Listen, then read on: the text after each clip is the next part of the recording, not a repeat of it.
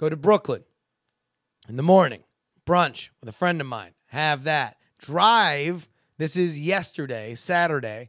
Drive all the way out to Scranton, Pennsylvania. From Brooklyn to Scranton, it's about 3 hours. Get there, and I see something that was really touching. You're someone else that I've very rarely kind of met in person. Joey Image. He is, if you're not familiar with the Frog Pants community, he is a big part of that. For following all the Scott Johnson programs, he's a staple at Nerdtacular, and he is a professional wrestler. He suffered a couple spinal injuries over the last few years, and he has made the decision that he can't wrestle anymore. And by he, I mean his doctors made the decision that he can't wrestle anymore. So because he's a wrestler, he decided, I'm going to only wrestle 5 more matches, and then I'm out because I don't want to be paralyzed.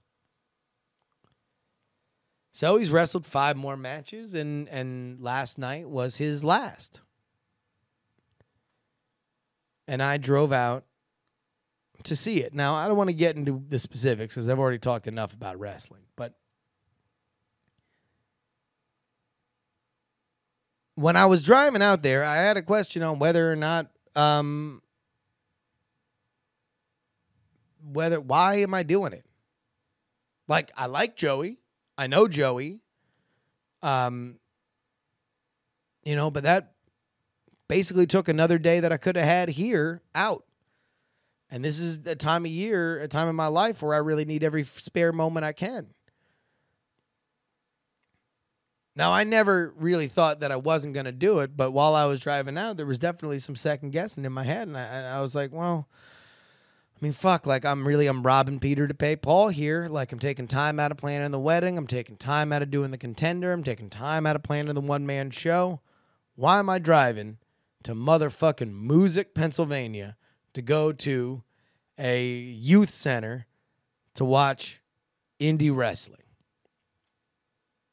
Now, support a friend. That's always good. I believe that is a good sign. It is a good thing to have in your life if you are supporting your friends. But I didn't realize why I was doing it until I was there. And I watched somebody kill their dream.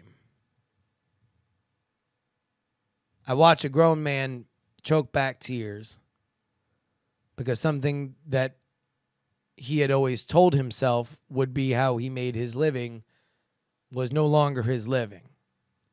Now, this is something that happens a lot, and it very often does not come with the pageantry of what happened last night in the Music Youth Center, which was beautiful. I mean, that was a lot of people. I mean, dozens and dozens of people surrounding Joey and celebrating the fact that he was moving on.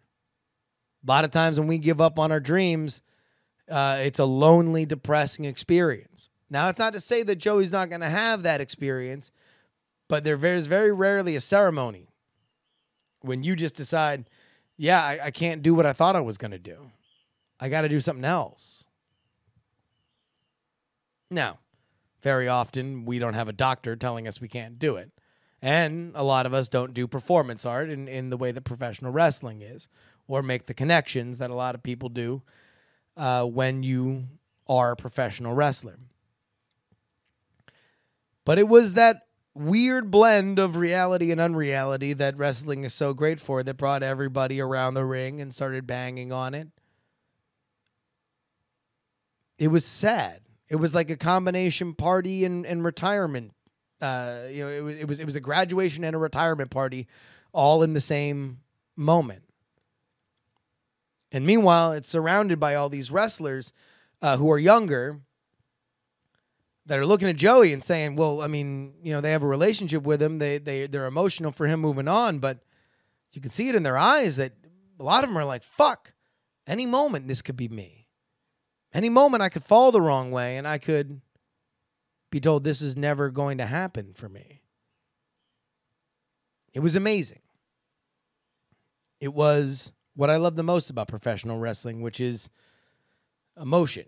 It is the manipulation of emotion in a way that you very, very rarely get in entertainment, and you very much need to appreciate when it happens. But to see somebody who has sacrificed so much say goodbye to something they loved, I think it framed a lot for me. And especially going into a lot of these creative endeavors that I am over the next few months, man, it definitely made me appreciate stuff. It made me look at things in a different way. So I was driving back through the fucking foggy highways of Pennsylvania, New Jersey, back to a Newark hotel where I slept a grand total of 2 hours before getting on a flight back here to San Francisco and doing the Weird Things podcast. But it made me think, man, you don't know what you got till it's gone.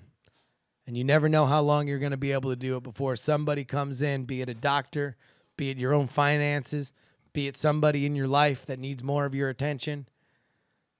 You never know when people are going to tell you that this shit's over. So you better go for it.